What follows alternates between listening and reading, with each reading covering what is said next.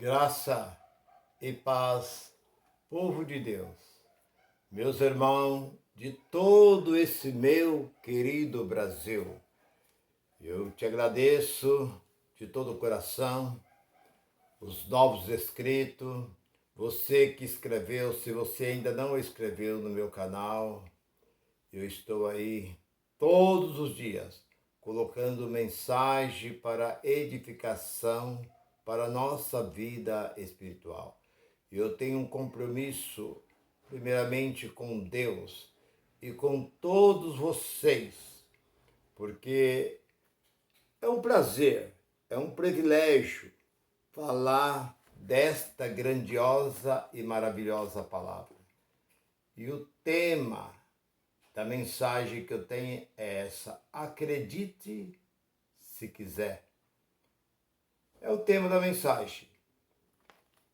Porque em todo tempo que eu estou dentro da chamada igreja, por 43 anos, eu tenho uma longa experiência, uma longa caminhada, tanto dentro deste livro e fora deste livro, pelas viagens, pelas pessoas que eu tenho estado com contato, por local que eu tenho andado, por todo este meu Brasil e fora do Brasil.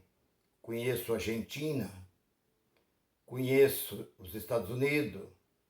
Então, esse local por onde eu tenho andado, eu tenho muita bagagem. Então, eu resolvi falar um pouquinho hoje daquilo que eu sei. E o que eu quero dizer para vocês, meus irmãos, que muitas vezes as pessoas não acreditam. A pessoa diz, essas coisas acontecem com fulano, com ciclano, mas comigo não, eu sou um servo de Deus. Eu sou uma mulher de oração. Eu sou um homem que tenho Deus na minha vida. Acontece com o vizinho, acontece ali na casa da esquina, acontece com fulano, com ciclano, mas comigo não, porque Deus tem me guardado. Mas nós estamos sujeitos a passar pelos mesmos problemas que todos passam. Porque enquanto muitos dizem que nós não somos deste mundo, se nós não somos deste mundo, nós somos da onde? Se nós vivemos aqui neste mundo, porque Jesus, na oração sacerdotal, no capítulo 17 de João, Jesus diz, Pai, não peço que o tire do mundo, mas que livre do mal. Porque se nós vivesse em outro planeta, mas nós vivemos aqui nessa terra e nós estamos sujeitos a todas as coisas.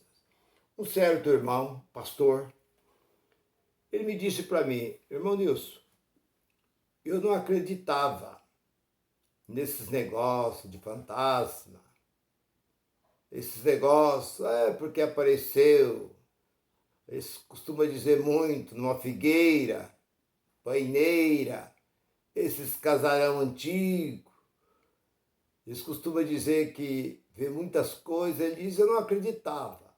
Mas eu fui trabalhar numa fazenda, eu acompanhado com mais 3 companheiros.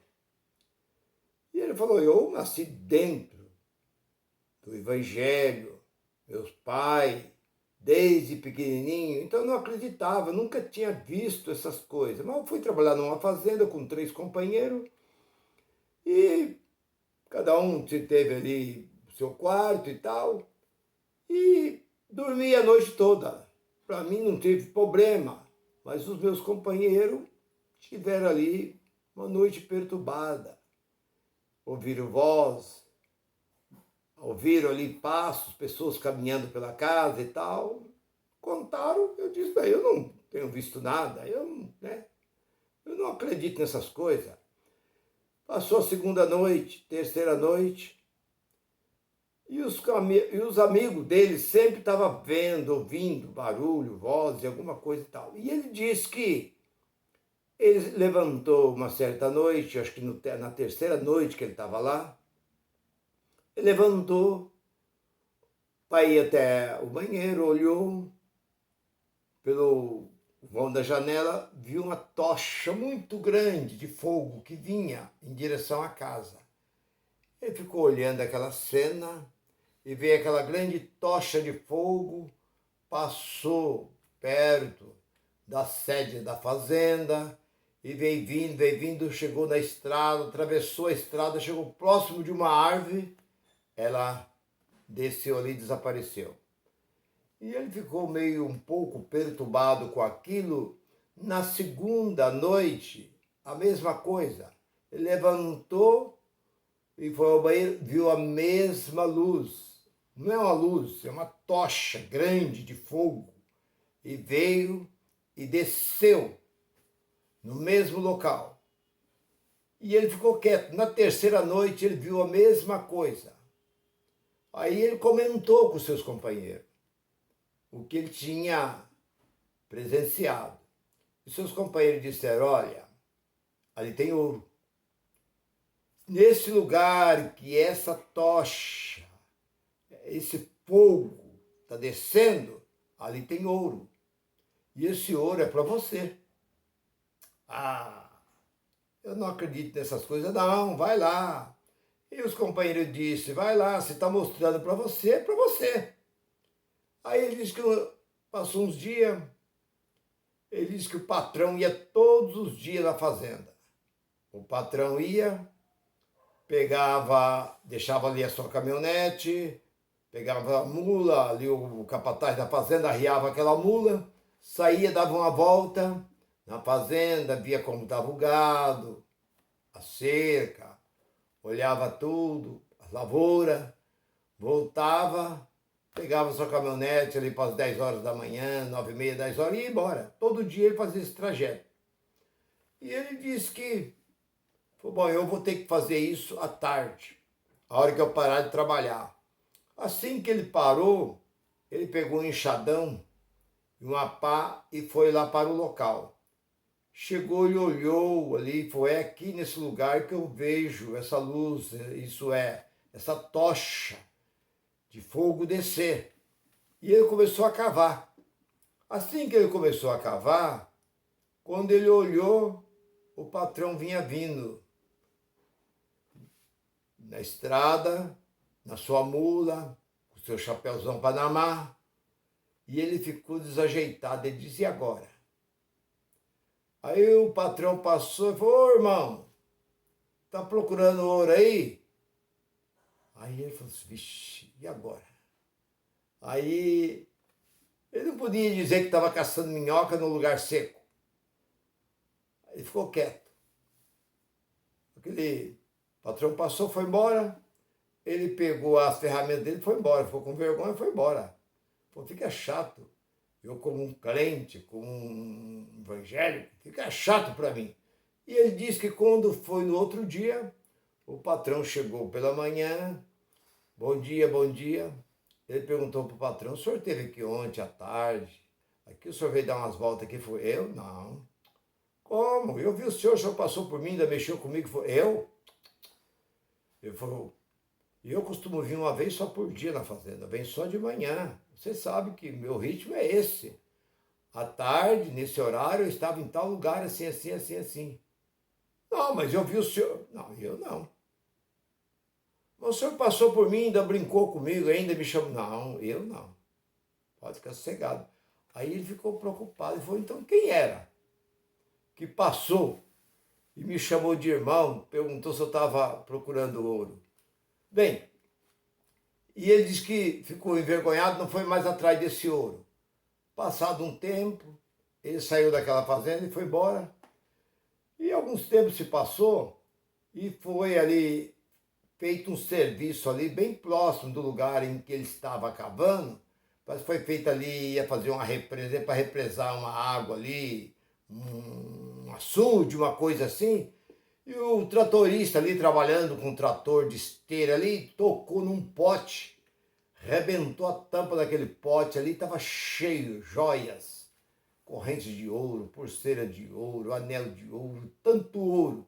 Ele largou o trator funcionando, correu, pegou um saco, jogou toda aquela joia aí e foi embora, desapareceu. Não acharam o trator funcionando, foram em busca dele, viram ali o pote ali, foram em busca dele, não acharam ele na cidade, não acharam ele mais em lugar nenhum. Ele desapareceu com todo aquele ouro. Ele falou, era para ser meu. Esse ouro estava praticamente nas minhas mãos. Mas eu, por ser crente, eu fiquei chateado com isso daí. Então, acredita, como diz o título da mensagem, acredite se quiser. Mas foi o que esse pastor me contou o que aconteceu. Esse pastor é lá do Rio Grande do Sul. Não vou dizer o nome dele por questão de ética. Bem, um outro caso também, já envolvendo um certo pastor, eu não falei com ele pessoalmente, mas ouvi o seu testemunho, li os seus livros, ouvi os seus CDs, e ele contando que desde criança, ele parece que peruano. Ele disse que lá no Peru, criança, ele disse que apanhava na igreja naquele tempo. Isso foi cerca de coisa de 70, 80 anos atrás. Ele disse que o diácono ficava com bambu na mão batendo nas crianças. Que coisa, né? Perto dos pais. As crianças recebiam cada bambuzada nas costas, na cabeça. Tinha que ficar prestando atenção no culto. E ele falou, eu fui desse tempo. E ele falou, mas eu fui crescendo, com 15 anos. Eu já comecei já a ajudar ali dentro da igreja, tal. E fui crescendo, e fui me formando, e fui estudando. E me tornei obreiro e logo eu passei a ser o pastor. Assim que eu me formei a pastor, foi me dado uma congregação. Mas eu comecei a dirigir aquela congregação, os irmãos gostavam muito de mim, mas eu não estava me sentindo bem. Parece que alguma coisa estava errado. Parece que eu não via assim essa congregação. Parece que não estava bem. Eu estava sentindo o que eu falava, parece que não era verdade. E eu estava meio desgostoso. Parece que não era o meu dom pastorear, ser pastor de igreja. Aí eu falei para a congregação, eu vou sair da igreja. Não, eu vou sair da igreja. E ele foi falar com o superior disse, não, você está bem. A congregação está indo bem, todo mundo gosta de você lá. Não, mas eu não quero mais ser pastor. Ele falou, bom, vamos fazer o seguinte, talvez você fica muito preso dentro de 4 paredes, eu vou fazer o seguinte, vou passar você a missionário. Você vai para o campo missionário, você vai para a tribo de índio, você vai para uma outra igreja e tal. Ele falou, tudo bem, eu vou experimentar. E aí foi dado a ele esse cargo de missionário. E ele disse que chegou um domingo, convocaram ele para ir a uma tribo de índio. Ele disse que lá tem muito. E ele disse que deu um mapa para ele. Falou, tá, esse mapa você segue essa trilha aqui. E ele disse que pegou esse mapa e saiu. Jogou a mochila com a roupa, com alguma coisa, água, alguma coisa ali dentro daquela mochila, e pegou o seu caminho e saiu. E ele disse que caminhando, e ele disse que foi indo, formou um tempo de chuva, ele saiu depois do almoço, me parece que era depois que ele almoçou, ele saiu e foi ao encontro e essa tribo de índios estava esperando por ele. E ele disse que começou a chover. E choveu, ele se escondeu, molhou, tudo. E ele, com aquele mapa no bolso, aquele mapa se desfez. Ele olhou, já não entendeu mais nada. Por fim, ele não sabia nem mais aonde ele estava andando. Não sabia mais que trilha que era, qual caminho a seguir. E à tarde, já estava bem de tarde, chegou a noite, e ele andando preocupado com bicho, porque ali podia ter alguma onça, algum animal feroz, e ele preocupado. E ele andando, e já era noite, e ele caiu dentro de um profundo buraco. E ele disse que ele tentou sair de todas as maneiras dentro desse buraco muito grande, um buraco muito enorme, e ele não conseguia, cheio de galho de árvore, de folha, ele não conseguiu. E ele fez de tudo. Por muito tempo ele tentou, mas não conseguiu, a noite muito escura. E ele disse que ele gritou, Eu vou pedir socorro. E ele deu um grito. Não houve resposta. Ele gritou a segunda vez, não houve resposta. Mas na terceira vez, respondeu. Ele falou, deve ser os índios que estão ouvindo o meu chamar. Aí ele gritou outra vez, já respondeu em cima do barranco, do buraco. Aí ele disse, socorre-me, eu estou aqui, dentro tal. Então, era uma noite muito escura, eu sabia que era um ser ali, era um índio, foi um índio que veio me socorrer. E aquele índio desceu até onde ele estava e pegou ele pela mão. E foi levando, ele falou, certamente esse índio conhece a saída e por onde sai dentro desse buraco. Ele disse que aquele índio tinha muita força. Foi levando dele, ele muitas vezes ele tropeçava, caiu, o índio foi arrastando ele, foi levando, até que conseguiu chegar lá em cima, no alto, e aquele índio saiu andando com ele, por aquela picada do mato, calado. E ele foi andando por aquela trilha, calado com o índio, ele disse, certamente, lá na tribo tem um intérprete, e esse aqui não fala a minha língua, por isso que ele está calado. E ele foi caminhando, quando chegou na tribo, estava aquele monte de índio, tudo com fogueira, com tochas de fogo, esperando por ele. Quando ele chegou junto com esse outro índio, ele chegou e mostrou aonde ele tinha que ir. Ele foi, vieram ao encontro dele, e ele estava tudo sujo, tudo embarreado, e ele se lavou, aprontou ali alguma coisa para ele comer, e ele deu uma lavada, vestiu a roupa que tinha dentro da mochila, a roupa estava seca, e ele diz, olha, já é tarde já, você vai dormir e amanhã nós podemos conversar.